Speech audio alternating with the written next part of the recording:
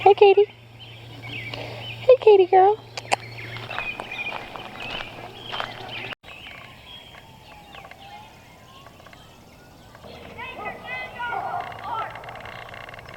Hey there, darlings. What's up? Welcome back to Roots and Refuge Farm. I'm out in my garden this morning, just in awe of how much there is to do. Everything is growing so fast, and I'm not complaining, but I'm coming across things like this melon, which I swear I just staked this thing up and redirected all the new growth like yesterday, and it's already all over the place again. I feel like things change almost overnight out here. Like, when did these guys start getting ready to open? These are some pro-cut sunflowers. They're basically a sunflower that is low pollen, and they're meant for cutting. You're supposed to plant them close together so they don't get very big, so you can put them on the table. It's just wild. So every year people will ask me about planting on cattle panel trellises, and they'll say, can I plant on both sides, like, of the bottom? To start, we have like this side and this side, but then people will ask if they can plant on like this side and this side. And this is why the answer is no. You only plant on one side of the bottom. This is only 3 plants right here that is going absolutely crazy. I mean, I guess you could plant like one here and then one in the middle and then one on the other side, but it would end in the same exact result. So any sort of like trellis, cattle panel, whether it's in an arch or whether it's like here with my tomato walls is what I call them, these trellises.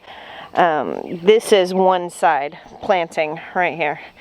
And that's with some pruning, but it's going to fill that trellis up, even though the plants are only rooted on one side of the bottom. So I was noticing the other day here in my squash bed, this is a potato that's growing up in here. I have no idea how that happened, but it did. These squash are huge and wonderful, kind of overshadowing the things they're sharing a bed with. Look how massive the leaves are on this. It's wild, huh? Do you know that it takes me about to this point of the garden every year where like the sunflowers are beginning to open, where we're overrun with squash. There's lots of green tomatoes on the vine. I'm finally more or less done with planting, and it's about this point that I stop like feeling like frost is going to come back at any moment. It hasn't frozen here in over a month and a half. Like, we've thoroughly been into our spring, but I don't know. Winter is hard for me to shake off, I guess, because everything is to this point of fruitful and growth before I'm like, wow, it's actually springtime. Like, we're actually in the garden season. I just wait for it on bated breath for months, and then I'm thoroughly into it before I really realize it's here to stay. Things just grow so fast. Y'all remember when we moved these rutabagas out? They were tiny little sprouts in a tray, and now look. Yep, it's about time to start harvesting. Some of them are not quite getting roots yet, but we're close. And I could probably pull a few smaller ones out and make for dinner.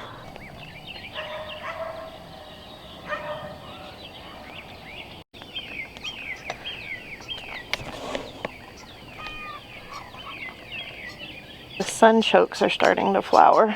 Jerusalem artichokes.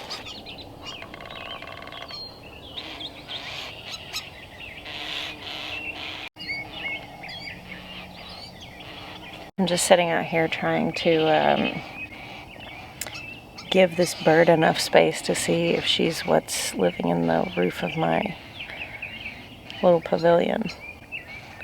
I think it may be. She keeps going over there, but she definitely is paying a lot of attention to me, so I just came over here and sat down facing the opposite direction. Trying to observe. Trying to see if oh yeah, she's dipping her head down in there. There's a little bit of a crack. See it? That's what it is, y'all. Whoever guessed that it was starlings was right.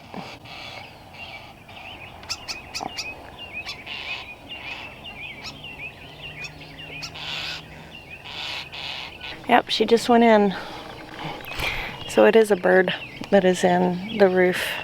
That's better than squirrels. I mean, I don't really want anything having babies in the roof of my pavilion, but if something is going to, birds are definitely less destructive than squirrels are. Once we get the actual roof on, that won't happen again because that'll be covered. That eave will be covered. It's 7:50 in the morning and it just got warm enough for my fans in my greenhouse to kick on for the day. I don't mind working in the heat, actually. At this point, it hasn't gotten hot enough to really bother me yet. I used to have absolutely no problem. I'd be out here and be like 95 Fahrenheit, like 34 Celsius, and I'd be just completely fine. After I got really sick a couple of years ago, I haven't dealt with it nearly as well as I used to. I just can't, you know, my body just doesn't handle temperature fluctuations as much. But in another like month, or even, yeah, about another month, once we're well into June, I pretty much try to get most of my gardening done between like 6:30 and 9 in the morning. And then at that point, like, I'll move into the greenhouses, the high tunnels, and work in them. I know we're getting into that period of, oh yeah, it's actually getting warm. We're thoroughly in spring when the greenhouse vent fans are kicking on it, you know, before 8 in the morning. Glad to see some growth happening over here. I'm glad this is going to be something that moves really fast. Oh, look. There's another little volunteer tomato, and I bet that is a... Yeah, I bet this is another teaspoon tomato, or spoon. They have a few different names. They have real smooth stems. I actually like that that's growing here at the end of this row, because I can just leave it and it will fill in really big. And all in the row, I've got, let's see, I see volunteer basil. There's some zinnias. I'll end up weed eating these rows down and keeping them real low and try to keep the weeds from creeping too much up in the beds. But if I see something really interesting that I want to keep, I can always just scoop it up and plant it in one of the beds. I ended up with a whole bunch of volunteer holy basil here in this bed. Y'all, I haven't touched on these in a little while. I really need to find a place that I can safely transplant them because they're growing so slow in these containers. The high tunnel is full of food. The onions are all starting to lay over. It's like crunch time. We're gonna have to harvest those. I thought I had a little more time because basically when I pull them out, I gotta find a place to put them. And so I was like, it'll be okay. It's time. It's gonna be this week. These trees, this is 2 oak trees, young ones. A few years ago, my like family home, my uncle was living in it, my grandmother lived in it my whole childhood, I remember, and it was actually my great-grandfather that built it anyway. It was like sold out of our family, and basically like the last relatives that lived in El Dorado, Arkansas sold the 2 family homes there and moved, and they were next door to each other. And in what was my great-grandparents' home originally, I'm trying to remember where the houses started. My great-grandfather had planted 2 trees in front of the house when his 2 children had been born, basically my grandfather and his sister. And obviously by the time I was a child and by the time I knew those houses, they were 2 massive oak trees. Before those homes were sold, I went down and like essentially said goodbye to them. And I filmed a video, it's been a couple years ago, it was before we moved to South Carolina, and just kind of said goodbye to the homes that had so influenced me. And when I was there, I grabbed a couple of acorns out of the front yard underneath one of the massive oak trees. I've got these 2 trees that came from those acorns, and I haven't planted them because I wanted to make sure that I put them in a space that they were going to be safe and could live. But I don't want to fall into analysis paralysis of like not planting them out and them suffering for that too. So I don't know, I've got to figure out where I'm going to put them. And I'm trying to do it thinking long term on our farm, like where are things going to be long term. So I'm not sure. I got a little worried about those trees over this winter because they both looked pretty rough, but they came back strong, and I'm going to get them in the ground this year. So this blueberry plant is like really the only one I have that's really fruiting a lot. And I've been really shocked at how much fruit has come off of this one small plant. It makes me very excited for the future, where I know we're going to have like several healthy blueberry plants. But considering how much berries cost at the store, it is totally worth it to put a handful of blueberry plants in. You know, sometimes it's easy to think, I don't know if it's worth it to plant things because I'm not going to get enough to matter. But this one small plant in a raised bed, and mind you, it's small. I haven't done anything super special for it, and you could easily have, you know, 3 or 4 plants like this in a medium-sized raised bed in a backyard, or just a bed this size. Right here, I've got probably 1.5 pints, 2 pints of blueberries, and I've picked this much from it twice already. And considering this is the kind of thing you could literally just establish, and then you don't have to do that much for it, you know. Feed the bed a little bit with compost, mulch it with some pine needles to give it the proper pH. And then you may have to like net it if you have bird issues to make sure you get your berries. But berries are pretty hands-off to grow. Like, I have those bushes at the front that are just absolutely covered. And when you consider $4 or $5 for a little blister pack of berries, I'm looking at that plant thinking there's hundreds of dollars worth of food on here.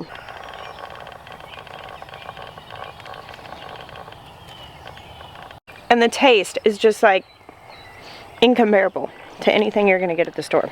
Moved all my squirt pepper plants out. Over here are the peppers that I planted earlier. Oh, it's time to start supporting these. They weren't setting off runners just a couple of days ago, but now it's time. I gotta give them some support or they're gonna climb all over these peppers. Look at that. That's exciting. Wow. Oh. Might need to give these guys some support too. I'll check out this candy cane pepper. I got this at the plant sale. Look how pretty that is. Some serious variegation. I love a variegated plant. So a lot of times when I'm feeling really overwhelmed by the garden tasks that need to be done, I will come out here real early in the morning one morning with usually a cup of coffee or tea, and I come out with the sole purpose of admiring the beauty of the garden.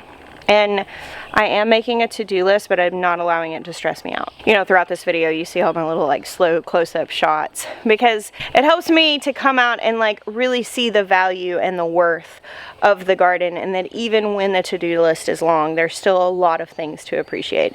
So I may be thinking like here, oh, I need to pull out the beets that went to seed and, you know, feed those to the animals. But I'm also stopping to appreciate how gorgeous these calla lilies are. Aren't those extraordinary? And even when the to-do list is long, even just 30 minutes that I can come out and sit and drink my coffee and, you know, pay attention to the wildlife and enjoy the birds and see the bees and the butterflies and like just be in my garden. It is so fueling to get that work done. I know that this is a busy time of year. I mean, I totally get it. Like, this week is Asher's graduation and we have family coming in, and it's just a very busy week.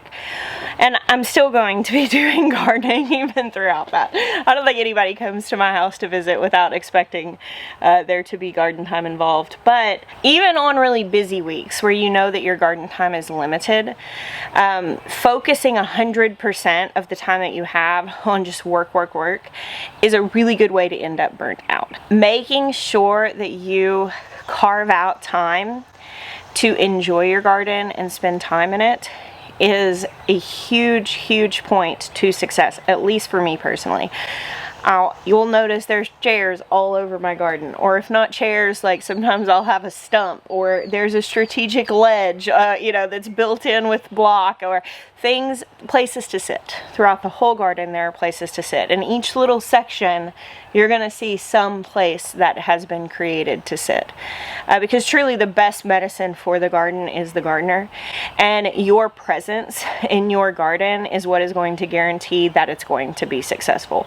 I always tell people, don't put your garden like super far away from your house where you're not going to see it. If you make your garden, let's say you've got a row garden and you don't have anywhere even remotely around there to sit down, that may work for some people, but I know for me, when I tried to approach gardening as like a purely utilitarian thing where I was just coming in and just doing the work, trying to get the harvest, what happened is when the harvest didn't come through, and sometimes it doesn't, like sometimes there are situations like weather events or pest events or things that happen that cost you your harvest, well then it felt like all that I had done was not worth it. I had felt like all that I had done did not yield what I was trying to have it yield because the harvest didn't come through. And so for me, I really started to make the garden about my day-to-day enjoyment, about where I like being, what I like doing. I love being outside first thing in the morning with a cup of coffee. I love walking through the rows and seeing all the things that are popping up. I love finding volunteers, and I love seeing how wildlife interacts with the space that I've created. And just overall, I enjoy all the facets of the garden, and that has really come by investing time and spaces for enjoyment, not just for work. So on a busy week like this, where I know I'm only going to have so much to do, yeah, like 85% of that, 90% of that is going to be work, but I'm always going to hem in just a little bit of time to just enjoy the garden, to go through, and I may be making a to-do list during that time, but I'm not allowing that to overwhelm the enjoyment. It's just all too wonderful to stress out and rush through. Man, these calendulas really have done the thing. I'll pull all the dead heads off so that I can get more flowers. I don't know how much longer these are going to last. You can kind of see the discoloring in the leaves. The calendulas really don't like hot weather. This is pretty though, huh? This is Pacific Beauty, I think is what it was called. And it's a mix. Alright y'all, well, on to more productive parts of my day. Thank you for hanging out with me this morning. I bless you. Until next time.